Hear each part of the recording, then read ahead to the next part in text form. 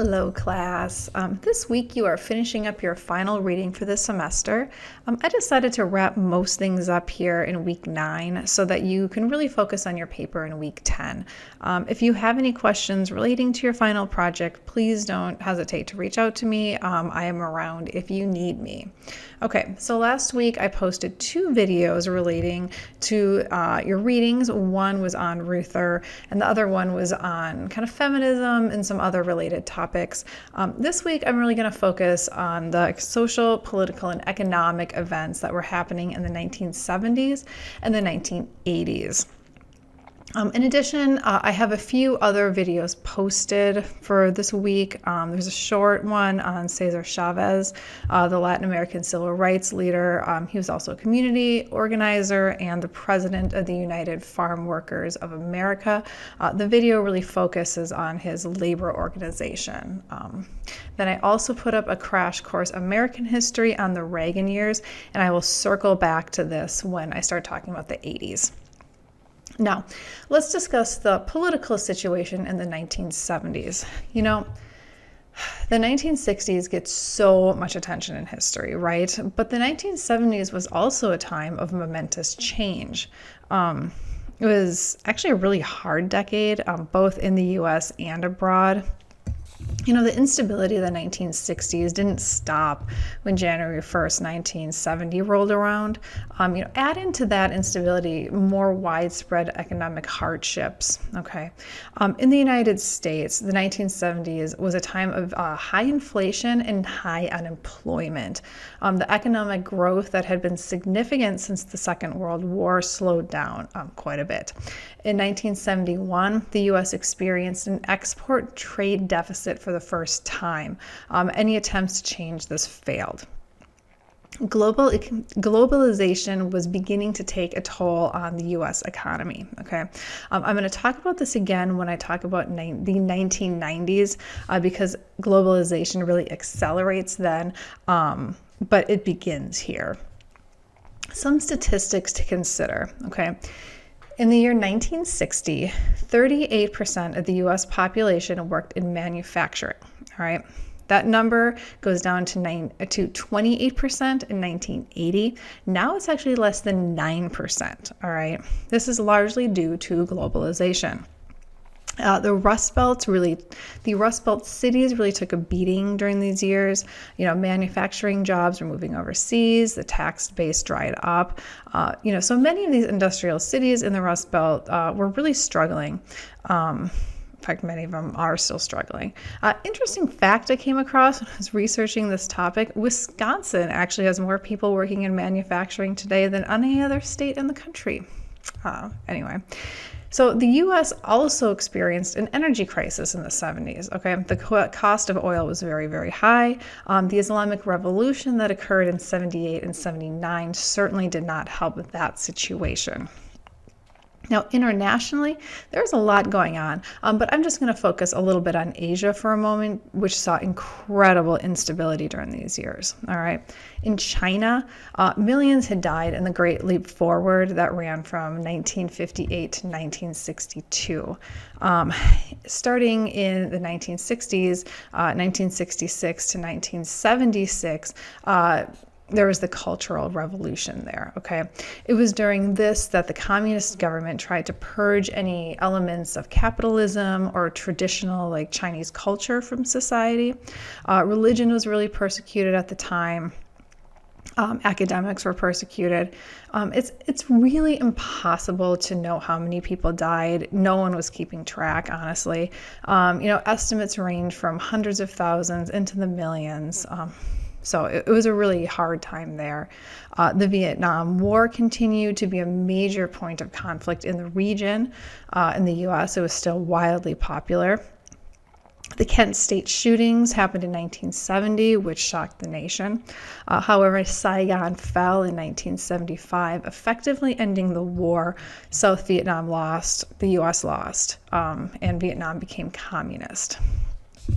Well, far too complicated and expansive to really get into the details here. I do also want to mention the events that happened in neighboring Cambodia from 1979 to 19 I'm sorry, from 1975 to 1979, Pol Pot led the Khmer Rouge communist movement there.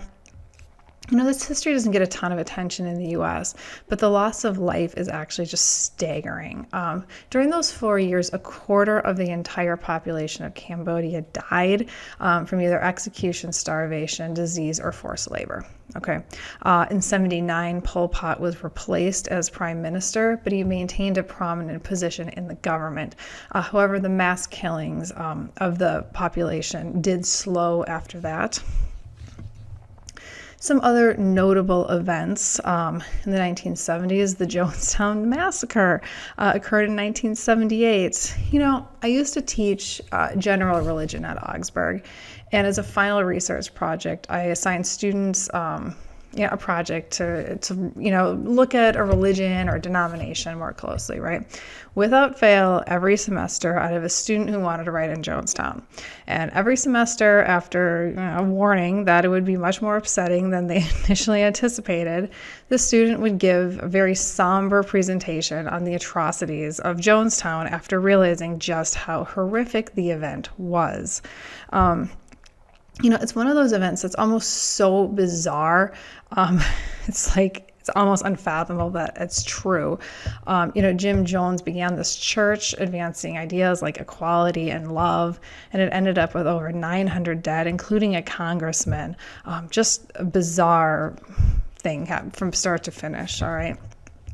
And then the 3 Mile Island nuclear disaster also happened in the 1970s, which sparked massive anti-nuclear sentiments. Okay. All right, I have a new slide up here. The gay rights movement, as it was called back then, began in earnest in the 1970s. So, in June 1969, the New York Police Department raided the Stonewall Inn in Greenwich Village.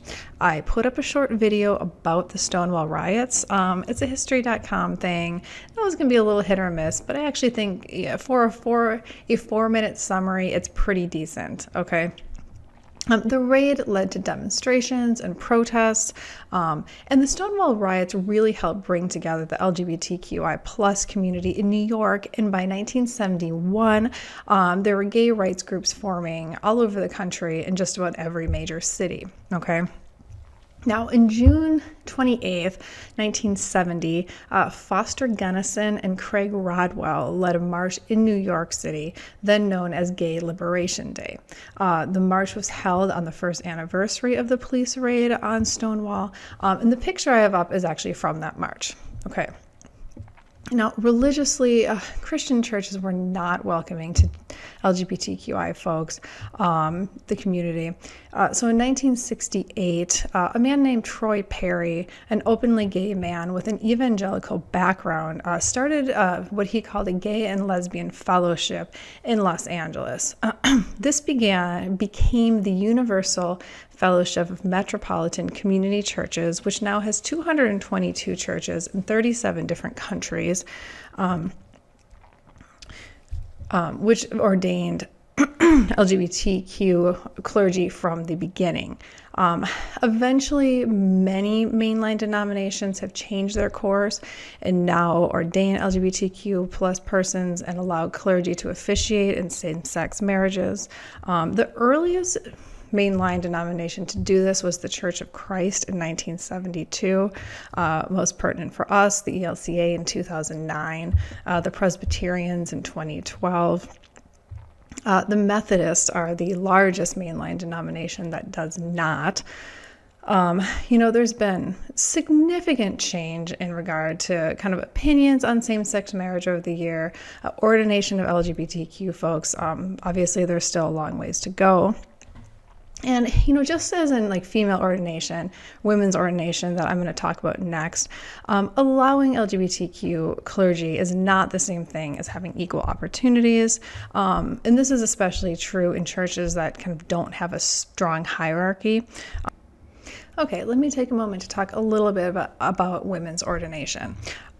Significant for us here at Luther, the Lutheran Church of America decided to ordain women in 1970, and then the American Lutheran Church did the same in November of the same year. Okay, the ELCA was born out of a merger of these churches. Now, 1970 may seem pretty late to ordain women, but it wasn't that far off from most mainline denominations in the U.S. The first woman in the United States was ordained in 1852. Her name was Antoinette Brown, and she was a Congregationalist. The earliest denominations to ordain women tended to have very loose denomination structures.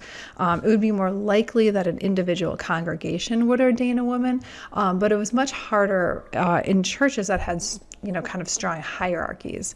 A hierarchy is a bit of a double-edged sword, right? On the one hand, change is slower. On the other hand, when that change comes, it tends to be enforced more, all right? Another group that tended to ordain women earlier, and you might find this surprising in some ways, are charismatic Christians. Though these denominations tended to be more conservative, the active role of the Holy Spirit and not in hierarchy tended to allow for ordination, though it was still fairly uncommon, and women who are ordained in churches with kind of Congregationalist church, charismatic churches, tended to get kind of smaller churches, poorer churches, things like that, okay? Okay, I pulled up this website because it's actually a really fun resource on women's ordination for Lutheran women. Okay, so it was put together by a woman named Deanne Lagerquist, who is a historian. She does a lot of Lutheran history. She does some women's history. And she did this with a student. But there's some really cool things on here. There's like a story map. My internet's going to be slow since I'm recording. A lot of pictures from the events. There's a timeline, which is pretty interesting. So I will put up a link to this on the Moodle site if you are interested and want to take a look at this. All right, I better split the 1980s into its own video since I'm already at about 12 minutes here, and I try not to give you terribly long videos. Okay, so I'll wrap this up right now, tune back in for the 1980s and a little bit of the 1990s in my next video. Okay, thanks everybody, bye.